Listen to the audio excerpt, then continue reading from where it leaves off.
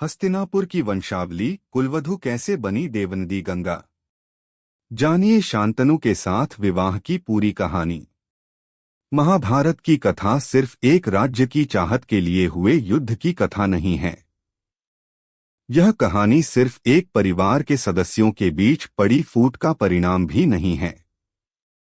इस कहानी को शासन और शक्ति सामर्थ्य के प्रदर्शन की महत्वाकांक्षा भी नहीं समझना चाहिए। यह कथा इसलिए भी महान और पवित्र है क्योंकि इसका उद्देश्य पवित्र है। वह उद्देश्य जो बताता है कि शासन किसी की निजी संपत्ति नहीं है।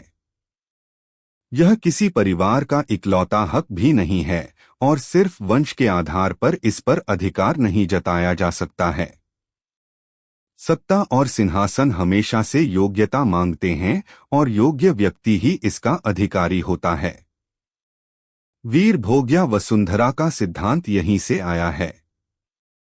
वैशंपायन जी ने राजा दुष्यंत और शकुंतला की कथा सुनाकर राजा जन्मेजय से कहा, हे कुरुकुल भूषण जन्मेजय, अभी तक मैं तुम्हारे पूर्वजों की कथा कह रहा था और तुम्हारे इस कुरुकुल की महानता का वर्णन कर रहा था। अब यहाँ से यह कथा सरिता अपने असल कथानक में प्रवेश कर रही है, जहाँ तुम्हारे पूर्वज कौरवों और पांडवों की कथा कही जाएगी, क्योंकि इनका जीवन चरित्र ही कथा का वास्तविक आधार है। वैशंपायन जी बोले, राजा दुष्यंत के पुत्र भरत जब चक्रवर्ती सम्राट बने और उन्होंने सारी पृथ्वी को जीत लिया, तब वह पृथ्वीपति कहलाने लगे। चारों ओर चक्रवर्ती सम्राट भरत की जय का उद्घोष गूंजने लगा। इस महान उपलब्धि के बाद भी चक्रवर्ती भरत के मन में शांति नहीं थी, इसलिए वह देर रात तक अपने महल के बाहर चहलकदमी करते रहा करते थे। एक दिन उन्हें इसी परेशानी भरी अवस्था में माता शकुंतला ने देखा तो उनके पास आईं। उन्होंने भरत से इतनी रात गए इस तरह परेशान होने का कारण पूछा। तब भरत ने कहा, माता, आपके आशीष और पिताश्री के प्रताप से मैं पृथ्वीपति तो बन गया, लेकिन ये निराशा दूसरी है। निराशा इस बात की है, मैं अपने 9 पुत्रों में से किसी को राज्य के उत्तराधिकारी के रूप में योग्य नहीं पाता हूँ। यही मेरी परेशानी का कारण है। महाभारत में इस प्रसंग का उल्लेख इस तरह से आया है कि सम्राट भरत ने अपने 9 पुत्रों में से किसी को राज्य के योग्य नहीं पाया तो उनकी पत्नियों ने उन शिशुओं का क्रोध में वध कर दिया। इसके बाद उन्होंने महर्षि भारद्वाज की सहायता से कई बड़े यज्ञ किए और उनकी कृपा से भूमन्यु को प्राप्त किया और उसे ही अपना युवराज घोषित किया।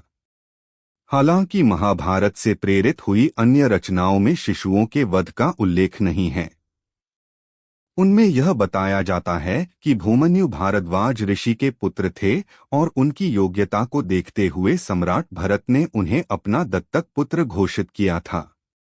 उन्होंने अपने वास्तविक 9 पुत्रों को राज्य के लिए अयोग्य करार दिया था। इस तरह भरत ने शासन सत्ता और सिंहासन पर वंश और जन्म के बजाय कर्म की महत्ता को स्थापित किया। यह कदम स्वस्थ लोकतंत्र का आधार है। इसलिए भी आपका वंश और आपके वंश में चक्रवर्ती सम्राट भरत पूजनीय कहे जाते हैं। हे जन्मेजय, अब मैं कथा को आगे बढ़ाते हुए आपके पूर्वजों की वंश बेल का परिचय देता हूँ। महाराज, पूर्वकाल में प्रजापति दक्ष ने अपनी पुत्री अदिति का विवाह कश्यप महर्षि से किया। इनके ज्येष्ठ पुत्र हुए जिन्हें विवस्वान कहा गया है। यही सूर्यदेव हैं। विवस्वान से मनु का जन्म हुआ। मनु से इला का जन्म हुआ। इला का विवाह चंद्रपुत्र बुध से हुआ और इससे पुरुरवा का जन्म हुआ। इस तरह चंद्रवंश की स्थापना हुई। पुरुरवा से आयु, आयु से नहुष,